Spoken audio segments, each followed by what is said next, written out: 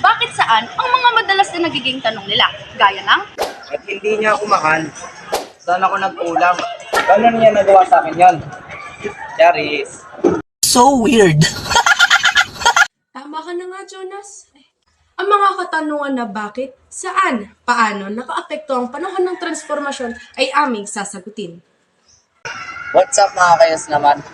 Keep your questions later dahil sasagutin namin ang mga katanungan niyo sa amin sa Real Talk Yes naman. Ako nga pala, si Jonas Padilla. Isa po yung mga na tagapagbigay ng impormasyon sa inyo.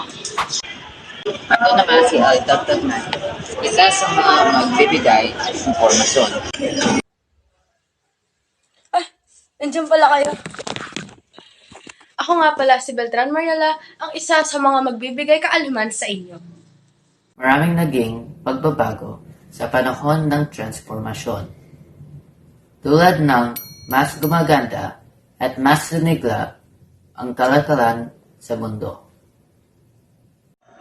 Yes naman. Tahanan namin sa San Nicolas ay inyong makikita ang obra ni Leonardo da Vinci na The Last Supper. Nakadalasang nakikita sa parte ng inyong tahanan sa hapagkainan o sa dining room na tinatawag. Sana all. Leonardo da Vinci. Ang national monarchy sa aming barangay ay namumuno ang aming magaling na barangay captain na si Galang Marie, na ginagawa ang kanyang trabaho upang makapaganda ang aming barangay. Yes naman, may ginawang mabuti. Di gaya ng ex mo, walang ginawang tama. Si Ginong Ferguson, marami nagawa sa barangay namin. Tulad na lang, na pagbibigay ng bigas o pera kapag nangangailangan kami. Sa barangay poblasyon, si Cap Mati Paras ay isa ding magaling na barangay captain. Ang bourgeoisie ay mga propesyon na malaking tulong sa kasalukuyan. Isa sa mga propesyon ay tulad ng aking nanay na isang magandang pharmacist at ang aking tita na isang magaling na nurse.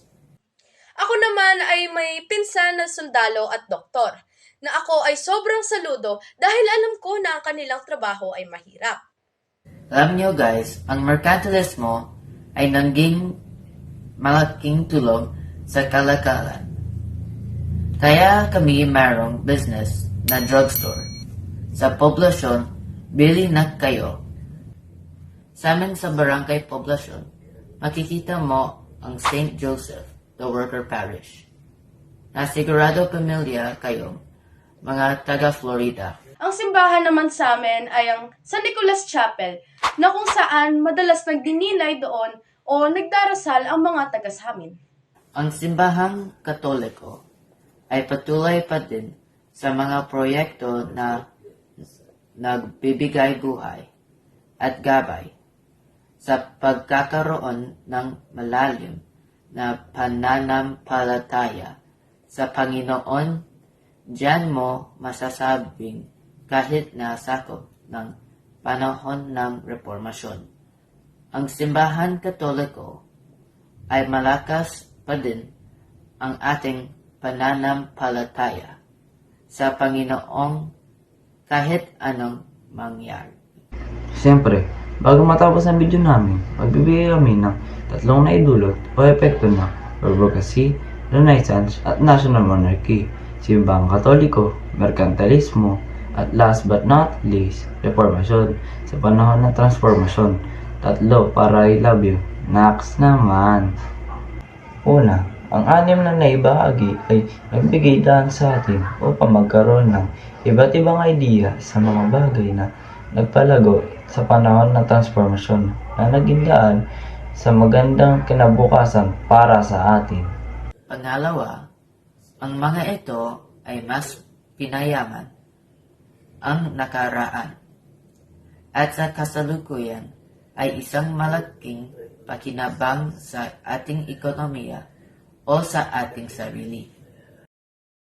At pangatlo, mas naging malinaw sa atin o sa panahon na to na ang mga naging epekto ng mga naibigay ay labis na naging malaking tulong upang mas umunlad pa ang mundo sa mga bagay na magkakaroon ng magandang epekto sa hinaharap.